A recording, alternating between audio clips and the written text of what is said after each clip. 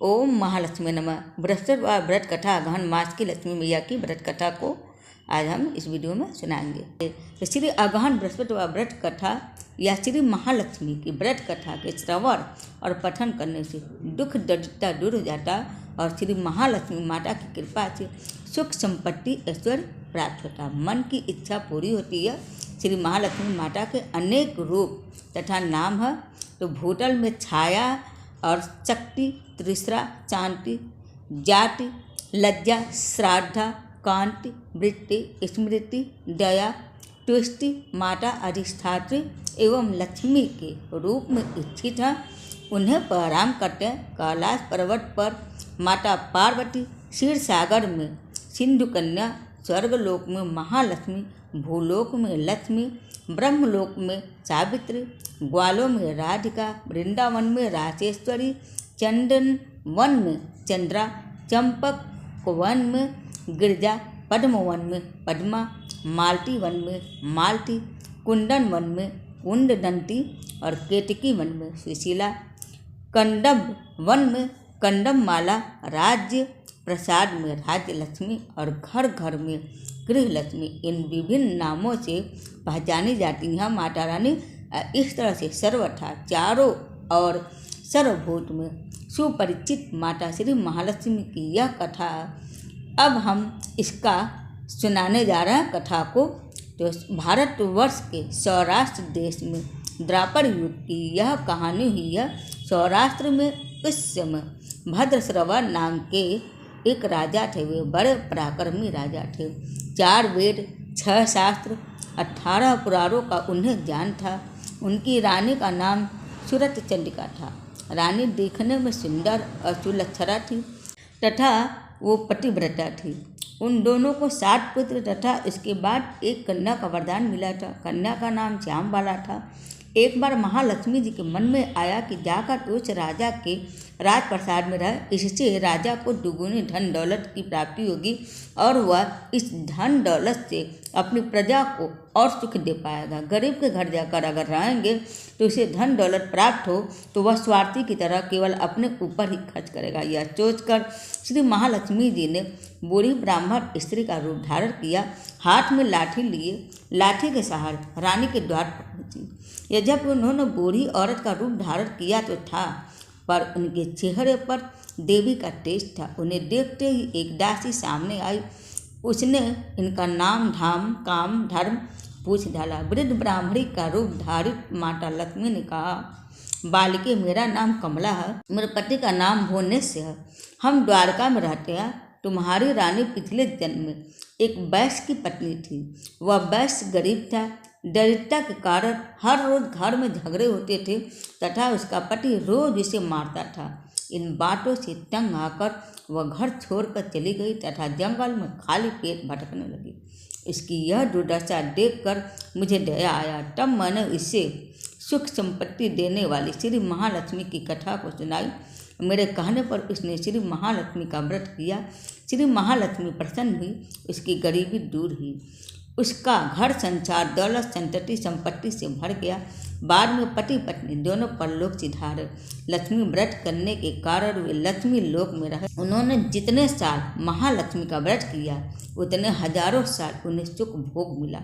इस जन्म में उनका जन्म राजघराने में हुआ, परंतु वह श्री महालक्ष्मी का व्रत करना भूल गई है। उसे यह याद दिलाने में यहाँ आई हूँ। बुढ़िया की बातें को सुनकर दासी ने उन्हें प्रणाम किया तथा श्री महालक्ष्मी का व्रत किस तरह किया जाए इस बारे में पूछा।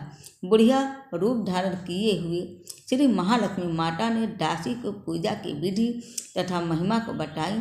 उसके बाद वह दासी माता को प्रणाम कर रानी को बताने अंदर चली गई। राजवैभव में रहते हुए रानी को अपने ऐश्वर्य का बहुत घमंड था। संपत्ति तथा अधिकारी की वजह से वह उन्मत्त हो गई थी। दासी द्वारा बताई गई बुढ़िया की बातों को सुनकर वह आग बबूला होकर राजद्वार पर आकर बुढ़िया रूपी श्री महालक्ष्मी पर बरस पड़ी। उसे यह मालूम नहीं था कि श्री महालक्ष्मी माता बुढ़िया का रूप धारण करके द्वार पर आई हैं, परंतु रानी का इस कदर रूखा बर्ताव तथा अपना अनादर देख माता ने वहाँ ठहरना ठीक ना समझा। वो वहाँ से चल पड़े। राह में उन्हें राजकुमारी श्याम बाला मिली। उन्होंने श्याम बाला को सारी बात बताई। श्याम बाले ने अपनी ओर से श्री महालक्ष्मी माता से क्षमा मांगी और माता को उस पर दया आई। उन्होंने श्याम बाला को श्री महालक्ष्मी व्रत के बारे में बताया। उस दिन अगहन मार्गशीर्ष माह का पहला गुरुवार था। श्याम बाला ने परम श्रद्धा से श्री महालक्ष्मी का व्रत रखा। फलस्वरूप राजा सिद्धेश्वर के सुपुत्र मालाधर से उसका विवाह हुआ और वह धन दौलत ऐश्वर्य वैभव से माला माल हो गई। पति के साथ ससुराल में आनंद से दिन बिताने लगी। इधर श्री महालक्ष्मी का रानी पर प्रकोप हुआ। फलस्वरूप राजा भद्रश्रवा का राज्य एवं राज कारोबार नष्ट हो गया, यहाँ तक कि खाने के लाले पड़ गए। ऐसी हालत में एक दिन रानी ने राजा से निवेदन किया, हमारा दामाद इतना बड़ा राजा है, धनवान है, ऐश्वर्यशाली है, क्यों ना इसके पास जाए, अपना हाल उसे बताएं, वह जरूर हमारी मदद करेगा। इस बात पर राजा भद्रश्रवा दामाद के पास रवाना हुए और राज में पहुंचकर एक तालाब के किनारे थोड़ी देर विश्राम लेने के लिए ठहरे। तालाब में पानी लेने आते जाते दासियों ने उन्हें देखा। उन्होंने विनम्रता से उनकी पूछताछ की। जब उन्हें यह मालूम हुआ कि वे रानी श्याम बाला के पिता हैं, तो डरते हुए जाकर उन्होंने रानी को सारी बात बताई। रानी ने दासी के साथ राज परिधान भेजकर बड़े ठाठ से उनका स्वागत तथा आदर सत्कार किया, खान पान करवाया। जब वो लौटने लगे तो सोने की मोहरे से भरा हुआ घर दिया। राजा भद्रश्रवा जब वापस लौटे तो उन्हें देखकर रानी चिरचंडिका खुशी। उन्होंने सोने की मोहरे से भरे घड़े का मुंह खोल दिया, पर हाय भगवान, घड़े में धन के बदले कोयले मिले। यह सब श्री महालक्ष्मी के प्रकोप से हुआ। इस प्रकार से दुर्दशा में और कई दिन बीत गए। इस बार रानी स्वयं अपनी कन्या के पास गई और वह दिन अगहन माह का अंतिम गुरुवार था। श्याम बाला ने श्री महालक्ष्मी का व्रत किया, पूजा की, अपनी माता से भी व्रत करवाया। इसके बाद रानी अपने घर आई। श्री महालक्ष्मी का व्रत रखने पर उसे फिर से अपनी राजपाट, धन दौलत, ऐश्वर्य प्राप्त हुआ। वह फिर से सुख शांति आनंदमय जीवन बिताने लगी। कुछ दिन के बाद राजकन्या श्याम बाला अपने पिता के घर आई। उसे अपने घर देखकर चिरचंडिका को पुरानी बातें याद आई।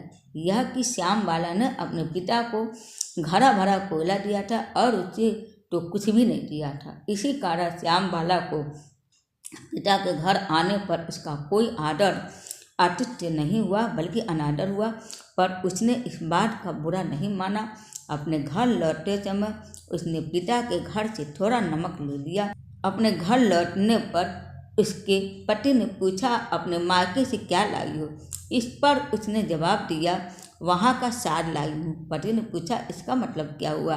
श्याम बाला ने बोला, थोड़ा धीरज रखें, सब मालूम हो जाएगा। उस दिन श्याम बाला ने सारा भोजन बिना नमक के बनाया और परोसा। पति ने खाया, चखा।